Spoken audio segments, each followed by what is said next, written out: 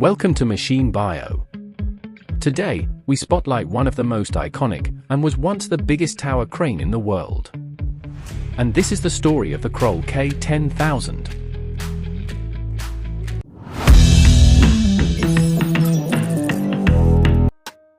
The Kroll K 10,000 was for more than 4 decades, the world's largest tower crane.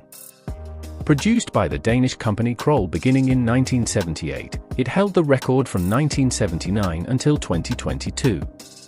Designed primarily for nuclear power plant construction, it was built to lift massive prefabricated containment sections and place them as single units. This capability revolutionized nuclear construction, dramatically reducing both time and complexity on projects of unprecedented scale. The crane came in 2 configurations, a static version, with a 200-meter work diameter, and a rail-mounted version on a portal base with an effectively unlimited work area. Its lifting power was formidable, 120 tons across its entire 100-meter reach, and 240 tons at 44 meters. The K 10,000 also carried a top-mounted auxiliary crane capable of handling 20 tons load independently of main lifting operations. With a standard hook height of 86 meters, it allowed smaller cranes and mobile units to work safely beneath it. Built to endure all climates, it could operate in winds up to 20 meters per second and withstand gusts of 42 meters per second when idle. Despite its engineering brilliance, the K 10,000 found only 2 markets: the United States and the Soviet Union. General Public Utilities of New Jersey placed the first order in 1978 for the Forked River Nuclear Power Plant, where the crane was erected in March 1979. A second was set up at Seabrook later that year, but it was mothballed after the project was cancelled. In the USSR, the cranes were imported by Maskino Import on behalf of Atomtechenergo, part of Soyuzatomenergo. The Soviet Union became the largest customer, ordering 13 units between 1979 and 1986. But the 1986 Chernobyl disaster abruptly halted the nuclear boom, and demand collapsed. Only 5 of the Soviet cranes were ever erected. At Zaporizhia, Khmelnytsky, Crimea, southern Ukraine, and Tatarstan. While others sat incomplete, stored, or diverted to non-nuclear projects, such as a cement plant in Cherkassk. With the fall of the Soviet Union, many cranes were scrapped, resold, or exported into other industries. Ukraine's Energoatom dismantled and scrapped the Zaporizhia crane in 1996. 2 unused units were shipped to Aker Shipyard and Stord Shipyard in Norway, and another to Keppel Shipyard in Singapore in 2000. Others were acquired by Mammoet in the Netherlands and MTI in South Korea, where they proved their versatility in shipbuilding. Mammoet's adoption showed how the K 10,000 could thrive beyond nuclear construction, as Asian shipyards used it to assemble colossal ship components. Meanwhile, Russia moved on. For new nuclear builds such as Nova Voronezh 2 and AES 2010, contractors chose modern crawler cranes like the DMAG CC 6800 and Liebherr LR 13,000, signaling the end of the K 10,000's nuclear role. Yet the crane's legacy endured. In May 2023, Samsung Heavy Industries ordered the first new K 10,000 in decades. A top-slewing version to replace its aging unit at Geode Shipyard, with delivery in late 2024 and commissioning in February 2025. By then, however, the K 10,000's reign had ended.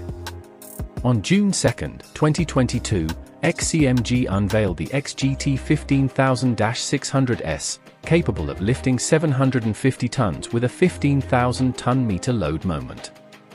In April 2023, Zoomlion introduced the R20000-720 with a 20,000-ton-meter capacity.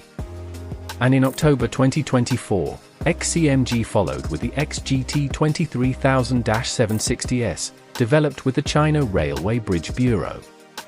XCMG also launched the XGT 55000-800S in 2022, later upgraded to the XGT 55000-1000S. A crawler-mounted tower crane for nuclear projects with a staggering 55,000-ton-meter moment and a 1,000-ton lifting capacity, dwarfing the K 10,000. The coordinates in the table are aligned so that they are placed directly on the crane. However, since some K-10,000s are placed on their mobile bogies, they may be shifted by several meters if the map has been updated. In total, 16 K-10,000 cranes were built, each with its own story. K-10,000 No. 1, 1977, first at Forked River, later Seabrook and Gibson, shipped to South Korea, now in Weihai, China. K-10,000 No. 2, 1982, ordered by Tower Cranes of America, diverted to Canada's Fort McMurray oil sands, later dismantled. K-10,000 No. 3, 1979, installed at Zaporizhia, scrapped in 1996. K-10,000 No. 4, 1981, still standing at Khmelnytsky NPP, under restoration. K-10,000 No. 5, 1980s, from southern Ukraine NPP, dismantled and sold to Mammoth. K-10,000 No. 6, 1987, used in Tatarstan, scrapped in 2019.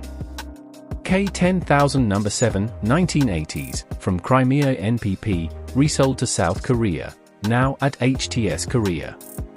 K-10,000 No. 8, 1980s, reassembled at Kavkaz cement plant, still operational. K-10,000 No. 9, 1980s, installed at Samsung Heavy Industries, dismantled in 2025. K-10,000 No. 10, 1980s, built south of Moscow but never completed, later moved to China for shipbuilding. K-10,000 No. 11, 1988, sent to Aker shipyard in Norway, still active.